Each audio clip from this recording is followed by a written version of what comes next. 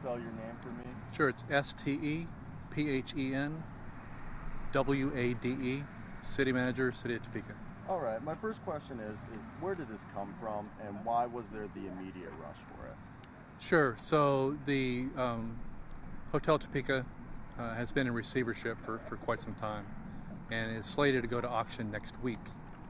And so when we realized that the auction was coming, we started looking at the hotel and specifically examining what the impact of not having that hotel in the community would look like.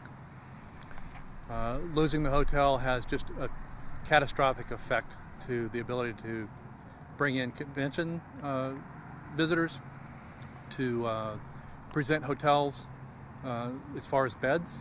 And so we really did need this, and so the governing body was very courageous in their vote. It wasn't unanimous. A lot of tough decisions. This was a difficult one for us to look at, but the prospect of losing the hotel was just not a good thing.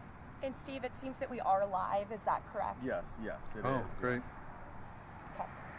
And only right now just for a live stream of, what do you call it, on our website. Okay, great, So, good to know. and right now we are wondering why was this, not available for the public, and why did it have to go to executive session instead of being, available? So any time a governmental entity is looking at the acquisition of real property, those discussions are done in an executive session. The votes always take place in public, and certainly our discussions now as far as question and answers take place in public, but those are decisions outlined by state law as far as being able to be in executive session. And my next question is what is the city's ability to pay for this, and what is the cost for it? How are they going to pay for it, and what's the cost if it is? Because I know that you guys are just placing a bid into the... That's right, and until that bid is accepted, until we win the bid, it's really difficult to answer that question. We don't talk about purchase prices because, quite honestly, we don't know what the purchase price is going to be.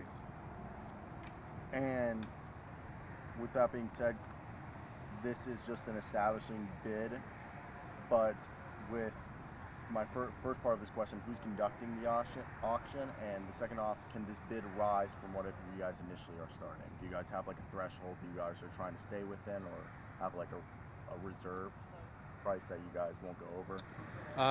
Really don't want to get into that. The auction is being run by a company called 10X, and they're on the East Coast.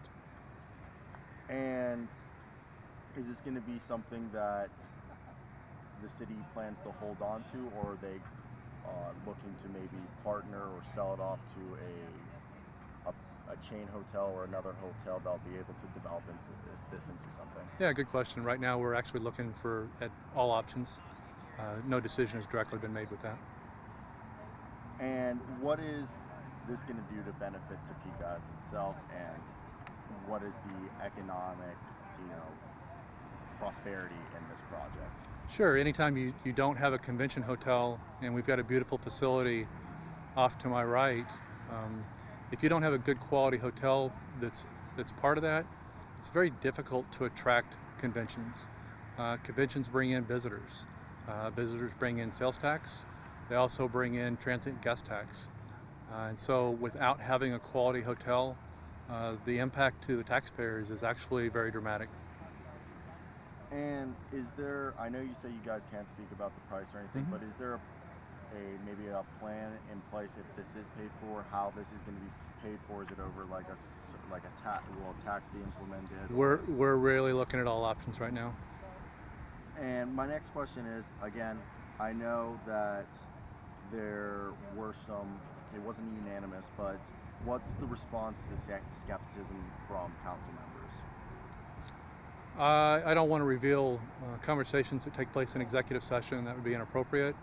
But certainly in public session, you heard the fact that there's just some concerns right now. And have you heard of any other bids that you might be competing against, or? I wouldn't have a clue. And with the plans, do you guys have any renderings? I know you guys haven't done it, but are any ideas of what this may look like and what it may become? No, actually, right now that's very premature. First off, we would have to actually win the bid and go through a closing process, and at that point in time, we would start to explore options. And my final question is, with the intention, if you guys do win the bid, is this tied in with as well as the fixing of the street right there and turning this whole area into something more than what it is right now?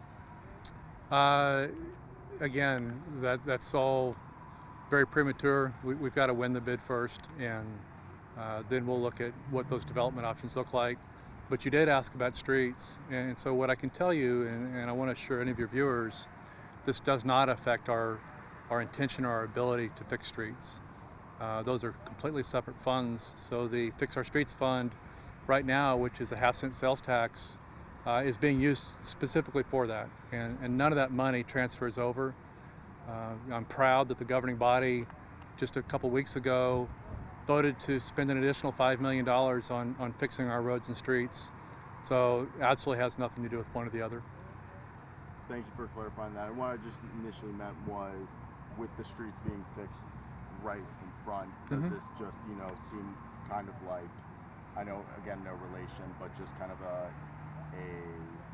I guess you would say, a potentially good investment because you guys are fixing up, the streets and the entrance and the areas and with what the venue is going on here? No, I think I understand what you're asking, and really they're two separate things. We're fixing streets all over the city, and so we're trying to make lives better for our citizens. We're trying to make lives better for our businesses, and so there's businesses being affected every day with our street repairs, and so this is really no different. All right. Sweet, thank you. Good, thank you.